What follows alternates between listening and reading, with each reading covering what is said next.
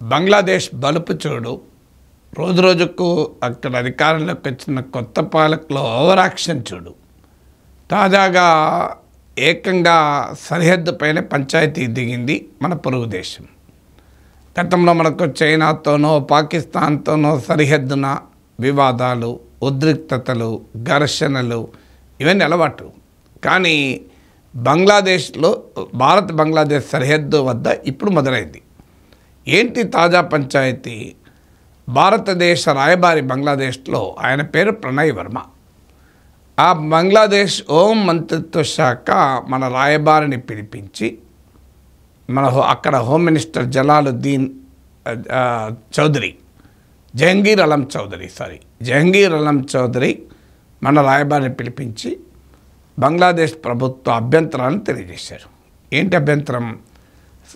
బంగ్లాదేశ్ సరిహద్దు వద్ద 5 చోట్ల మీరు ఇండియా ఫెన్సింగ్ కడుతుంది, దీనికి మేము వ్యతిరేకము అనేది బంగ్లాదేశ్ హోమ్ మినిస్టర్ సారాంశం.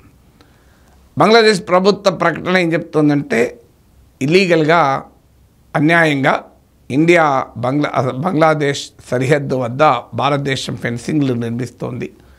5 చోట్ల ఇలా ఫెన్సింగ్ నిర్మిస్తోంది.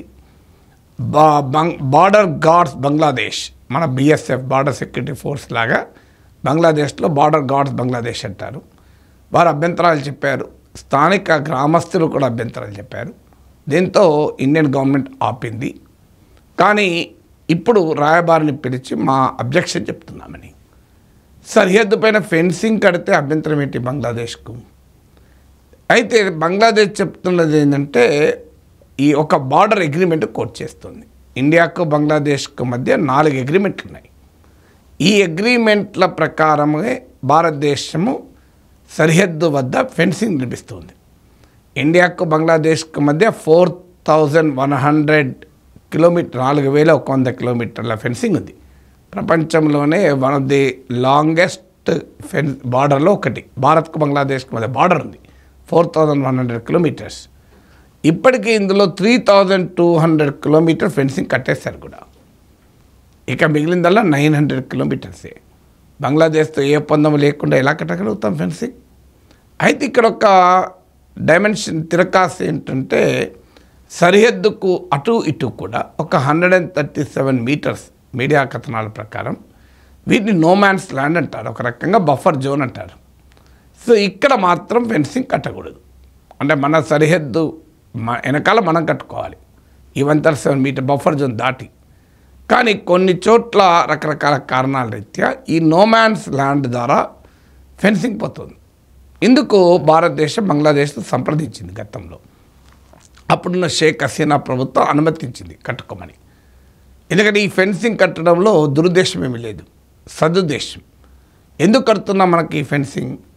ఇండియాకు బంగ్లాదేశ్కు లాంగెస్ట్ బార్డర్ ఉండడమే కాకుండా చాలా చోట్ల ఇది ఏ రకమైన అడ్డంకులు ఉండవు. ఎందుకంటే అంత పెద్ద బార్డర్ సెక్యూరిటీ ఫోర్స్ బిఎస్ఎఫ్ అనుక్షణము దాన్ని సర్వేలెన్స్ చేయడం సాధ్యం కాదు, నిఘా పెట్టడం. దీనివల్ల స్మగ్లింగ్ జరుగుతోంది. కొన్ని సందర్భాల్లో తీవ్రవాద శక్తులు కూడా ఎంటర్ అయ్యాయి. ఇలాంటి ప్రమాద క్రైమ్స్ జరుగుతున్నాయి కనుక, క్రిమినల్ గ్యాంగ్లు ఎంటర్ అవుతున్నారు కనుక మనం ఫెన్సింగ్ నిర్మించాలనుకుంటున్నాం. దీనివల్ల బంగ్లాదేశ్కి ఏ రకమైన నష్టమూ లేదు. ఆ మాటకొస్తే ఇండియా బంగ్లాదేశ్ల మధ్య ఫెన్సింగ్ వల్ల బార్డర్ సురక్షితమవుతుంది. ఇదే విషయాన్ని మన రాయబారి ప్రణయ్ వర్మ బంగ్లాదేశ్ హోమ్ మినిస్టర్ కూడా చెప్పాడు. మేము ఏ రకమైన ప్రోటోకాల్స్ను ఇండియా ఉల్లంఘించడం లేదు. ఫెన్సింగ్ నిర్మాణానికి బంగ్లాదేశ్ ప్రభుత్వం గతంలో ఇచ్చిన అనుమతి ఆధారంగానే ఒప్పందాల ఆధారం నిర్మిస్తున్నాం. 2 క్రైమ్ ఫ్రీ బార్డర్ మా లక్ష్యం. సరిహద్దు వద్ద ఏ రకమైన నేరాలకు, చట్టవిరుద్ధ కార్యకలాపాలకు ఆస్కారం ఉండకూడదు. 3 ప్రభుత్వాలు మారుతూ ఉంటాయి, కానీ దేశాలు అలాగే ఉంటాయి. అందువల్ల గతంలో కుదిరిన ఒప్పందాన్ని గౌరవించాలి. ఈ 3 అంశాలు మనం స్పష్టంగా బంగ్లాదేశ్ ప్రభుత్వానికి మన రాయబారి తెలియజేశాడు. అయినా బంగ్లాదేశ్ బలుపు ఏమి ఆగడం లేదు. ఎందుకంటే వారి ఉద్దేశం వేరు. వారి ఉద్దేశం వల్ల భారత్తో కిల్లికజ్జం పెట్టుకోవాలి, పంచాయతీ పెట్టుకోవాలి. ఎందుకంటే ఈ జహంగీర్ అలం చౌదరి చరిత్ర చూస్తే వాళ్ళకి అర్థమవుతుంది. 2001-2006 మధ్య కాలంలో బార్డర్ గార్డ్స్ బంగ్లాదేశ్కు నాయకత్వం వహించాడు. ఇప్పుడు అతను హోంశాఖ మంత్రి. అంటే అతన్ని ఎందుకు ఎంచుకున్నారో దీన్ని బట్టి అర్థమవుతుంది. ఆయన అంతకుముందు బార్డర్ గార్డ్స్ బంగ్లాదేశ్కు నాయకత్వం వహించినప్పుడు ప్రతిసారి భారత్తో పంచాయతీ. బంగ్లాదేశ్లో గ్రెనేడ్ అటాక్ జరిగితే అది ఇండియానే చేసింది అన్నాడు. అలాగే భారతదేశం బంగ్లాదేశ్లో తీవ్రవాద శక్తుల్ని ప్రోత్సహిస్తుంది, యాంటీ బంగ్లాదేశ్ ఫోర్సెస్ అంటూ కూడా ఆరోపణలు చేశాడు. అందువల్ల యాంటీ ఇండియన్ స్వభావం కలిగిన వ్యక్తిని ఏరి కోరి యూనస్ ప్రభుత్వం హోమ్ మినిస్టర్గా పెట్టుకున్నది. పెట్టుకున్న తెల్లారి నుంచి మనతో పంచాయతీ. అంటే ఇవాళ భారతదేశంతో పంచాయతీకి ప్రాతిపదిక ఏమీ లేదు. బంగ్లాదేశ్ రోజు రోజుకు పాకిస్తాన్కు దగ్గరవుతోంది. పాకిస్తాన్ ఎజెండా ప్రకారం నడుస్తుంది.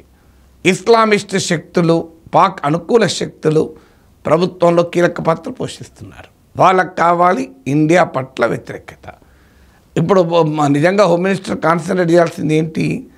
ఇవాళ అక్కడ బంగ్లాదేశ్లో హిందువులపైన, క్రైస్తవులపైన, ఇతర మైనారిటీ మతస్థులపైన దాడులు జరుగుతున్నాయి. ఈ దాడులను ఆపమని ప్రపంచమంతా చెప్తోంది.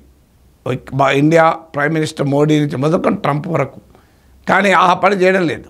పైగా ఆ వాదన ఏంటంటే ఈ మైనారిటీల పైన జరుగుతున్న దాడుల్లో 98% పొలిటికల్, కేవలం 1.6% మాత్రమే కమ్యూనల్ అంటూ బంగ్లాదేశ్ ప్రభుత్వం సర్టిఫికేట్ ఇచ్చేసింది. అంటే ఏం చెప్పదలుచుకుంది బంగ్లాదేశ్?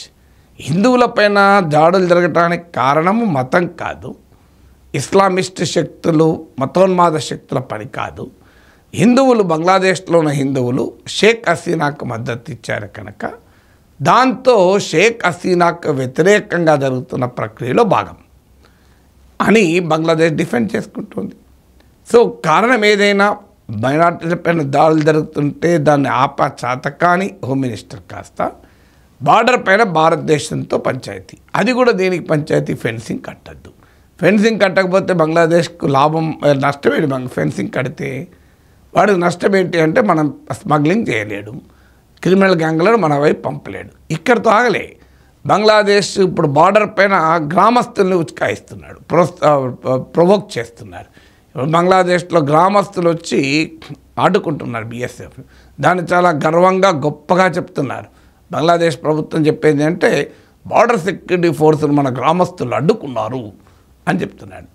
ఈ ప్రొవొకేషన్తో ఇండియన్ వైపు కూడా, మన దేశంలో వైపు కూడా సరిహద్దులున్న గ్రామస్తులు ఆటోమేటిక్గా వారు కూడా మనకు మద్దతుగా సమీకృతమయ్యారు. ఇది సరిహద్దులో బంగ్లాదేశ్ ప్రభుత్వం తీసుకుంటున్న ఒక బాధ్యతారహిత చర్యల వల్ల బార్డర్లో ఇవాళ అనివార్యమైన ఘర్షణ వాతావరణం, ఒక ఉద్రిక్తత ఏర్పడింది.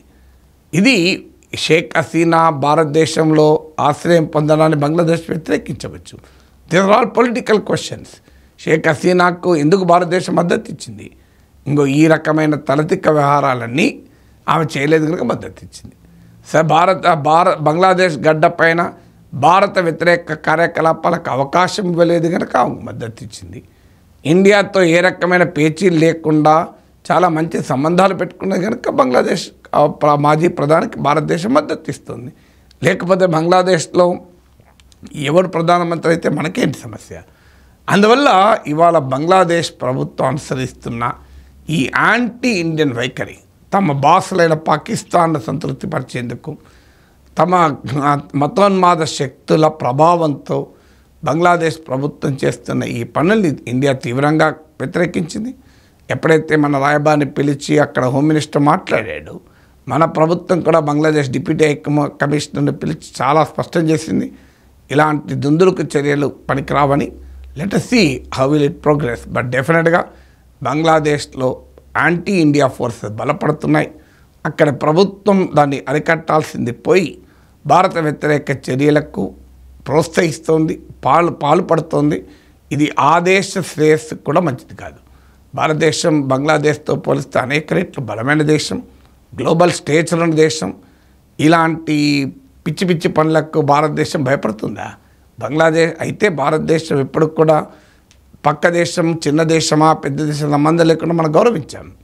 కానీ మన మంచితనాన్ని బలహీనతగా తీసుకునే చర్యల్ని ఎట్టి పరిస్థితుల్లో అంగీకరించకూడదు.